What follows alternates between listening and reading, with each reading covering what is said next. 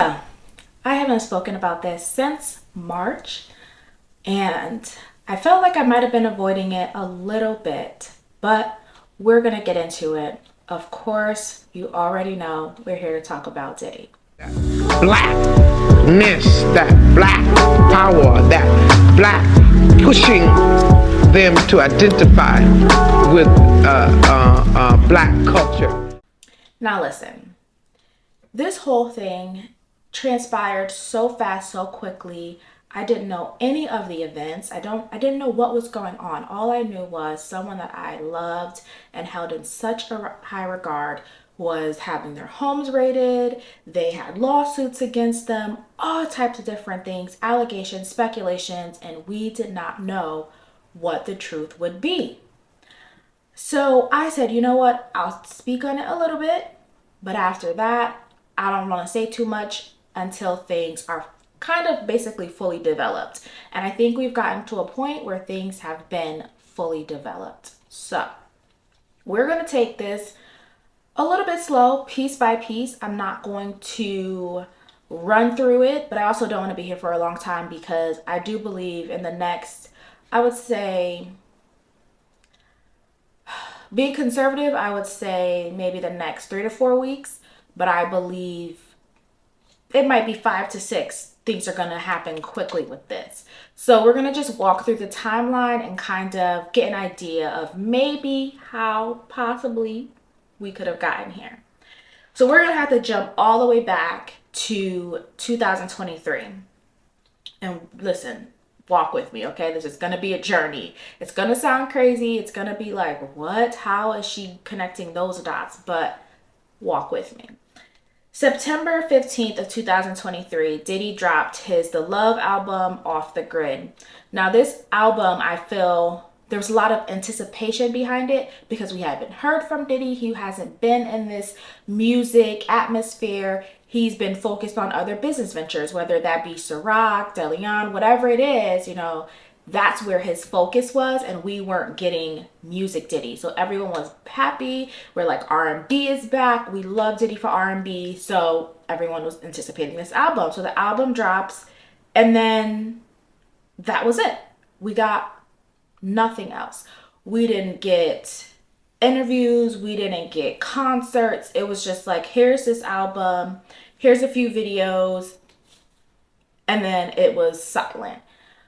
So that got me to thinking, okay, if this was silent, what happened? Now, I listen to other people. I take in different bits of information, and then I do my own research to figure out what really happened or what could have happened. So then we move on, right? That was September of 2023.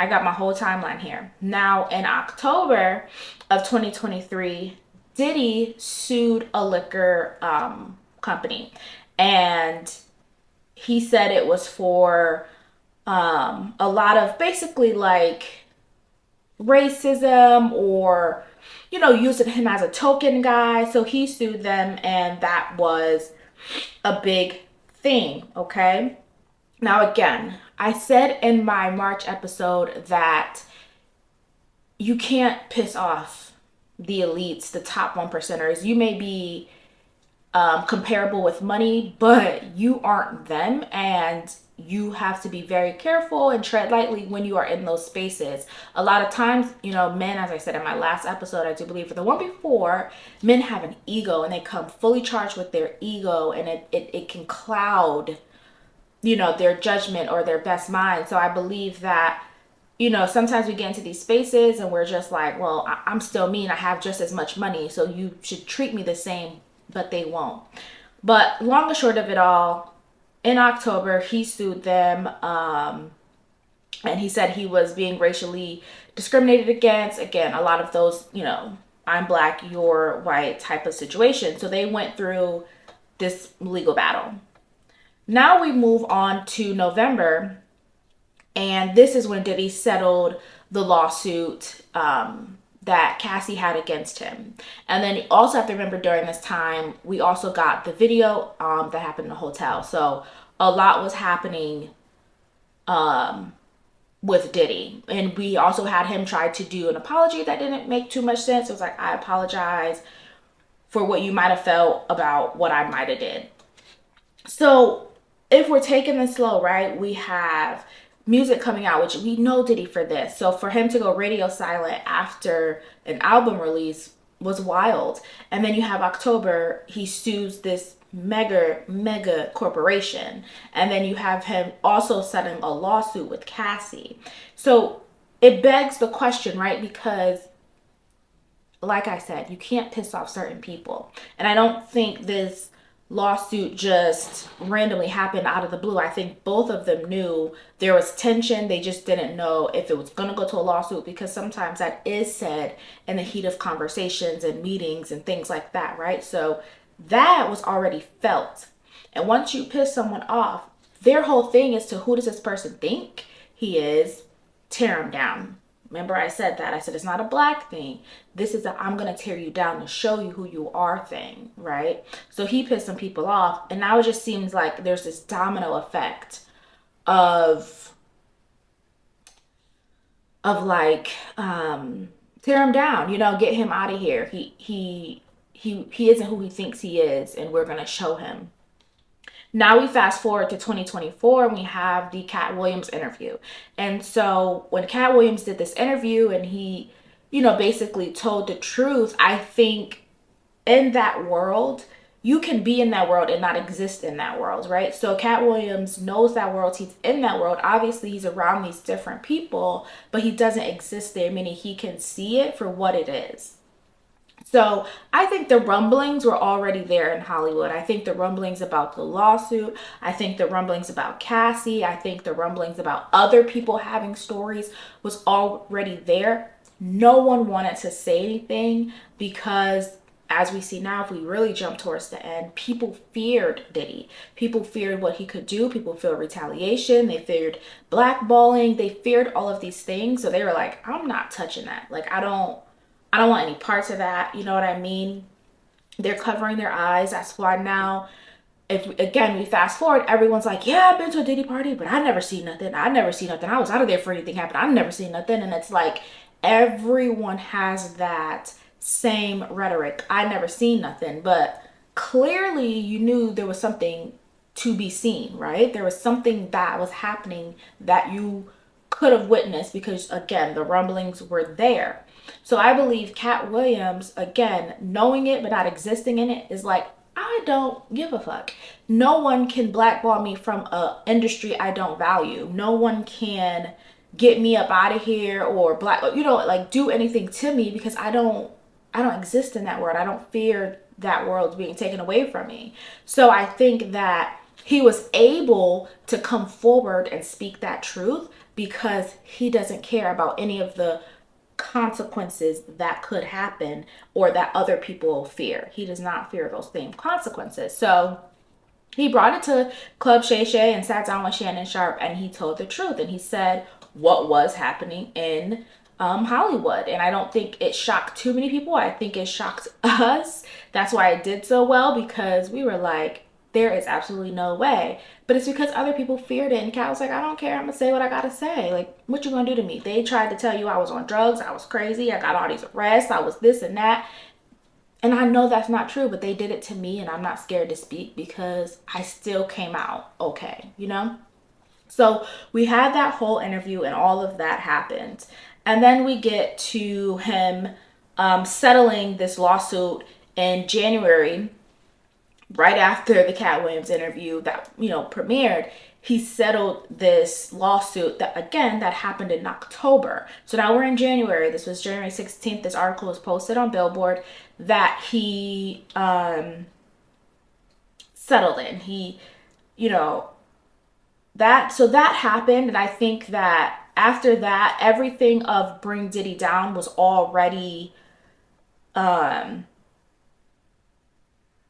it was already in motion, right? So this paragraph says the abrupt settlement with Diageo, which is the liquor company, comes as Combs is facing multiple accusations of sexual assault.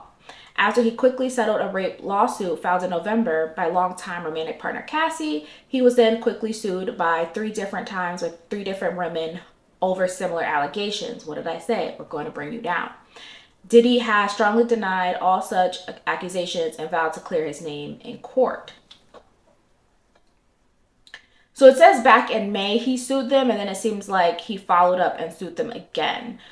But, and then it looks like they were then, upset about it. Obviously, they said the lawsuit was in bad faith, it was a sham, and he amassed over $1 billion from this, and blah blah blah. He's just trying to get more money. So I think, again, like I said, so if we're thinking this rolls back to May, he did one lawsuit and then followed up with another in October. They were like, look, absolutely not. That's my theory, is that they were like, this man is bugging. What dirt can we find? What can we dig up? How can we support these women? And I think he knew what was going on. You tried to go after someone who played harder. Like, you play hardball, but they play harder. And they came and they're ready to, this whole empire thing Diddy thought he had going on, they were like, yeah, no, squash that. So that happened, and again, that was in January. That was 16th, right? So both happened at the same time. Then we have the lawsuit that was filed by Little Rod, or Rodney Jones, and it was filed in February of 2024. And I want to save this here because once we get to where his current charges are, I think this will help understand what's going on with that. So I'm going to save that. But again, that was filed in February of this year. Then in March, the next month, right? So now you have January, February, March. That next month, that was when his homes were raided, the feds moved in, his sons were handcuffed, all of those different things. And then, to my knowledge, it stayed relatively quiet as far as the headlines. I do believe that obviously it was chatter on the internet. People, all different type of people were now like coming out of the woodworks. Everyone had their opinions. Everyone was, telling their Diddy stories, and this person was right, Jaguar Wright was right, and Cat Williams was right. Everyone had their things, but no one really, there wasn't too many headlines, if I'm not mistaken. Please, if I am, let me know.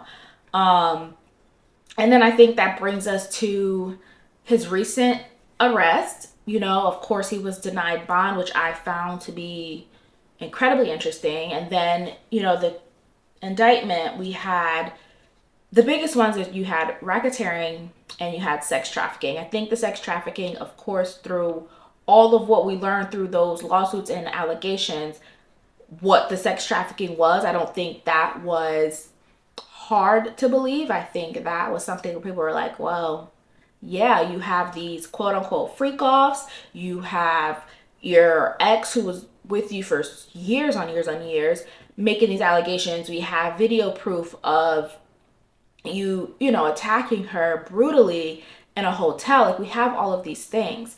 And that wasn't the hard part for people to sell. I think a lot of the difficult part is going to be the racketeering, because racketeering, RICO, it involves other people. So it's going to be hard to be like, okay, well, who are these other people that they say basically he's colluding with, he's working with, they're in partnership in this, criminal enterprise, right?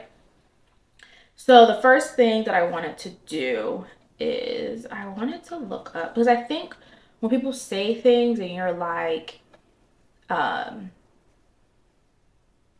you hear like RICO, racketeering, and you don't know the actual definition, or it just simply put, but not like the actual definition again, I think that helps things. So it says the Racketeer Influence and Corrupt Organization Act is a United States federal law that provides for extended criminal penalties and a civil cause of action for acts performed as part of an ongoing criminal organization.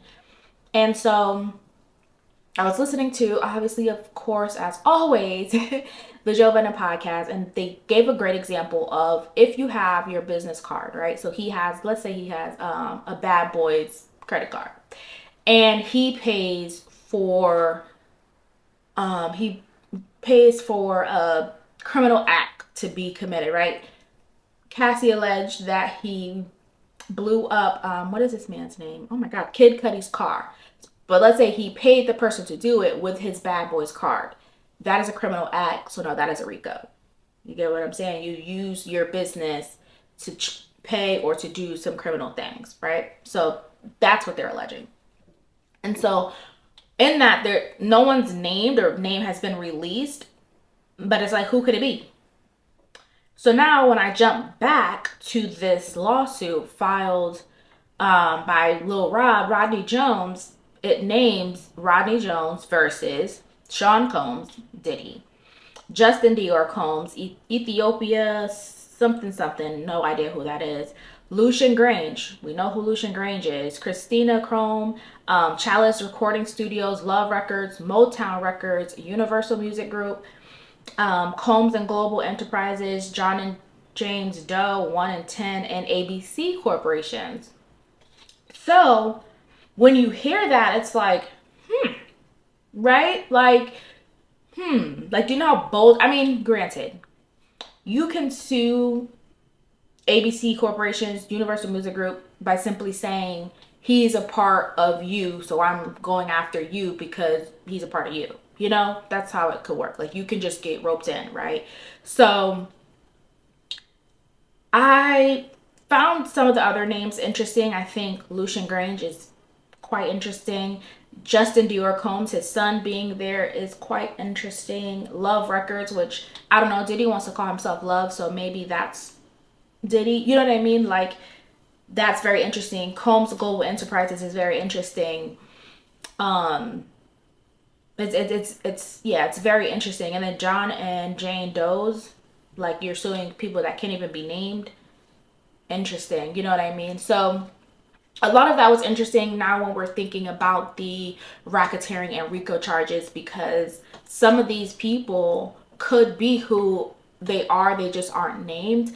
And maybe because, you know, we're saving the anonymity, or maybe we don't want to bring more on and make things worse for us behind the scenes. I think that's another thing I want to touch on. A lot of people were like, well, Diddy knew, which of course I think you do get an idea you're going to be arrested, but they did it on a day that they didn't say they were. And I think it's because you're playing with the feds now. Like, we might tell you something, but that doesn't mean we're going to actually move on your time, you know? So we're going to do things the way we want to do it. And if we feel we have enough to move right now, we're going to move right now. You know, they don't care as much as it being about his celebrity as we would in the public, I guess you could say. So that's Rico, and those are the people I suspect are a part of that racketeering charge with him. So with all that being said, we follow through the timeline. We kind of see how this might unfold. I think the biggest question is, how does this end, right? Because now he was denied bail. He put up his home to, you know, do the 50 million to deny this or whatever. He paid the home off, so it's his. He put it up, whatever. And being denied, I felt, was like a very much like, again, like I said, we aren't too impressed with your celebrity. We're here to do our job, you know, and it just is what it is. You know, a lot of people are saying it's unfair, and I guess I can understand that as well. But once you are going up against that type of shit, like as far as it being with federal charges, you just gotta kind of chalk it up. They're gonna do what they want to do. So what I found crazy is that he was going to the jail where Jeffrey Epstein was held, and where he allegedly, hypothetically, theoretically committed suicide, and that's MDC. So, and that's in New York and Brooklyn, I do believe. So again, very, very crazy to me. I think that that jail has that notorious representation, girl, get the word out, reputation, that stars go here and die. You know what I mean? Like, that's just what it is. So that is also going to be interesting to see. I think the saddest part, or I know the saddest part for me, is how this is affecting his children, and not Justin, not Christian, because I think Justin and Christian benefited from the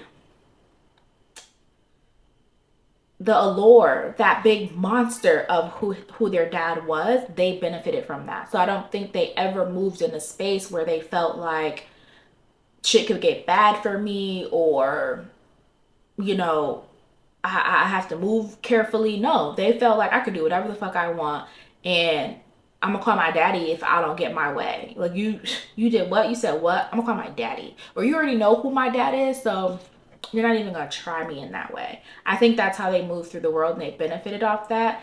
I'm really, really sad for the twins though, and even his youngest baby, because the youngest baby is literally like a year too old, I would say.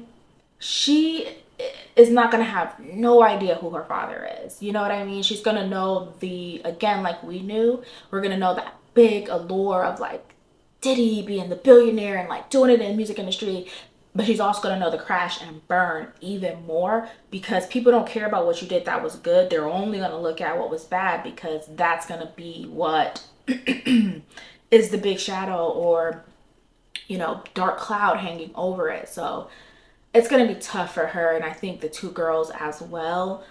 They are just getting to an age where, I think if they were younger and still didn't too much understand the internet, they wouldn't be as affected. Like, they would know their dad's not there, and things like that. But I think through time they would be able to deal with it. But they are at an age where they know exactly what is going on in the internet. They are internet babies, you know what I mean? So I think this is going to affect them way more than it would the other two who grew up through it.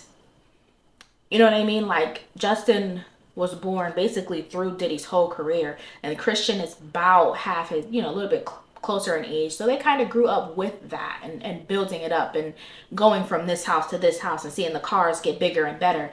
The two youngest girls, they literally were born at the time where he had it. He was at his peak, right, with Kim. So they had it, and now all of it is just so messed up. And I just think about those kids. Like, that's really tough. That's really sad. I saw there, because like their TikTok always came up on my page, and so I saw a video by them, and I was like, oh, like they must be still posting, and no. Those babies have not posted since, I think it was like September or something, like the beginning of September. All their comments on their videos are off. So they understand what's going on, and that's very sad. And then you have to think their mother is also not here. Their dad is this, and they're young enough to understand. They're young enough to get on their computer and do the research. They're young enough to put things together and be like, like sometimes you see things when you're little. It is not until you get older that you're like, oh, that's what you were doing. That's what that is about. That's what that meant. Oh, and that's going to be a lot to realize, having not grown up through it, right? Like Justin and Christian grew up through it. Those girls came at the peak and only knew from the highs. So, woo, that's sad. Yeah, that's tough. It's really tough for the kids. And I don't want to say it, but if we're thinking about how does this end, I don't see how this ends good. I really, really don't. I didn't think it was going to get this far. I don't know. Because now I feel like this was almost like an avalanche effect. Like, I don't know even if I'm speculating that it had something to do with this lawsuit against the liquor company and pissing off the wrong people and things like that. I don't even know if they anticipated it being this big. I think they wanted just the embarrassment of the sexual allegations, but then other people saw that and they were like, oh. And then, people just start piling it on. I think they thought the sexual allegations would be enough to obviously get him to back down, get him to walk away, get him to shut his mouth, and tarnish his name a little bit with these sexual allegations. And then he chalks it up and he moves on. I think once it happened once and two, and then everyone just kept at it on, it's like, let's look into this guy. And then from there, it just became that avalanche that just kept going. And yeah, oh, it's awful. It's not awful in a way that's like, if you did the shit, you know what I mean, you have to do the time. I think it's awful in a way that people, when you get money, you gotta remain humble and you gotta just stay in your lane, put your blinders up, and mind your business, because these are things that can happen and you can just ruin something great by letting your ego and all of that macho bravado shit get in the way. And I think, the children are going to suffer a little bit. I heard that a lot of Diddy's businesses and all, a lot of his money shit is in his mom's name. But who's to say? I hope now, he's had time, obviously, I think, to get his affairs in order. So I think, Christian will be okay. Sean will be okay. The girls will be okay. Quincy even will be okay. Little girl will be okay. Like, I think people will be okay. But I think as far as continuing to run it, I think his mom is not all the way, you know? So I hope not too much at this point is left to his mother, because I don't think she's all the way right. And I don't think she's going to treat those kids fairly when it comes to his assets and all of the things that he owns and acquired. Um, so to wrap this all up, because my mind is blown. I'm not going to lie to you. My mind is blown. Okay? Blown. I never saw this coming, guys. I loved Diddy so much. I never saw this coming. I just never expected. I thought that he would get old and kind of be that like behind the scenes guy that pops out sometimes, and he's like, oh my god, look, like it's Diddy at this award show, and he's their old, like, you know what I mean, like that's what I saw the ending being, not this. And I think it makes you think what else is going on behind the scenes. I always have my theories and my conspiracies, but yeah, I don't know. The thing is wild. We will never get an absolute truth. I don't even know if in this day and age an absolute truth exists. I think there's so much that people can lie about and twist and make you believe. And then we have AI now, right? So even with AI, you can create a whole video that looks absolutely real and it's a lie. And I don't know. I don't think we'll ever get an absolute truth. I think what we do know is he did some fucked up shit, and I think he's a very fucked up person. Speaking of his mom, there's allegations that his mom sexually abused him and his mom did these things to him. And then he met with Clive Davis and Andre Harrell, and then they were also, very abusive to him. So it just, all of that created who he is, and he's just a product of the people that made him. All of that is fair, and I think, there is some credence in that, because I did see a TikTok video of Diddy with his mother. And it was so disturbing because he was like, oh, I'm here with my mom. And she's like, yeah, that's my baby, blah, blah, blah. And then she did this. She looked at the man and she said, and he kissed her in the mouth. I don't believe parents and children should kiss in the mouth. First of all, I just, no. And then, secondly, you turned and you puckered your lips for him to kiss you in the mouth. That's only some shit you do with a romantic partner. You're not looking at your child and being like what? Like, are you actually crazy? Like, that is your whole son, ma'am. Ma'am. Why are you, like, you are treating that man like that's yo man. Like, that's your actual partner. So, again, there'd be some credence to things, and I think all of it is just crazy. I honestly, I don't know. I wish I could predict who would be next, right? Because we're not going to get an absolute truth about this. Some shit in the middle of the night is going to get the rockin' and something going to happen to Diddy. And that's just what I believe. I can't. Oh, no. I saw a clip of, who was it? Was it Sloan? There's a woman on YouTube named Sloan. She's like a psychic. She's the one who like predicted all of this or whatever. And she said, I do believe it was her. She said the next person up was Oprah. I'm down for Oprah. I'm not gonna lie to y'all. I've never Oprah has always given me the ick.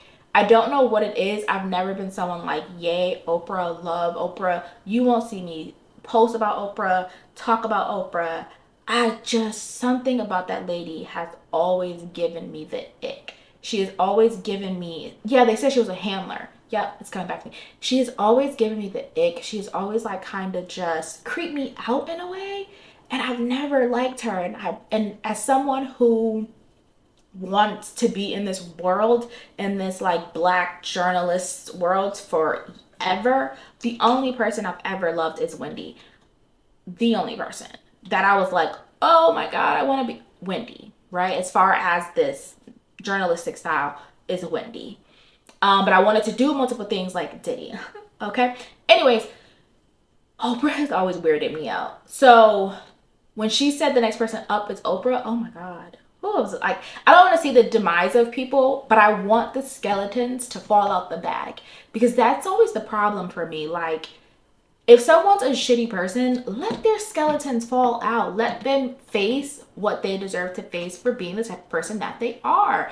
Protecting a shitty person is actually a terrible idea. It's just gonna make them more shitty, if you will. So stop protecting them. I want all of the skeletons to fall out of the bag if they're actually shitty people. And I think Oprah is a shitty person. I don't know. That's just always been something I felt since a youngster. This isn't something that, like, in the past 5 years, I was like, ew, I don't like Oprah. No, I've never liked Oprah since a youngling. I don't. So if things come out and she's a shitty person, I don't know. I'd love to talk about it. Because I do believe it. I don't need too much evidence for that. I do believe that. I don't know. It's just something in her persona. She just always felt that way. Yeah, that's the only person. I can't think of anything else. Anything on Jay-Z could tell y'all right now. Right now. I'm not believing it. I don't care. No, that's not happening. Nope, not believing it. Sorry. And I only say that I only say that because I love him. I think his message has always remained the same. The only concern I have is about that wife of his. I would believe more about her, some things about her, and not being a shitty person. I think sometimes I gotta decide if I want to say things. I think she's an asset. I think she's an asset, and I think I would like to see those skeletons fall out the bag. That's all I'll say. And guess what? I will end it here because I'm gonna start saying all my conspiracies and sound like a crazy person until they come true. So, anyways, thank you so much for watching. Of course, I'm your host, Brittany Monet. This is Black and Classic Podcast, where we talk everything pop, politics, and pop culture. And yeah, I'll talk to y'all next time. Bye.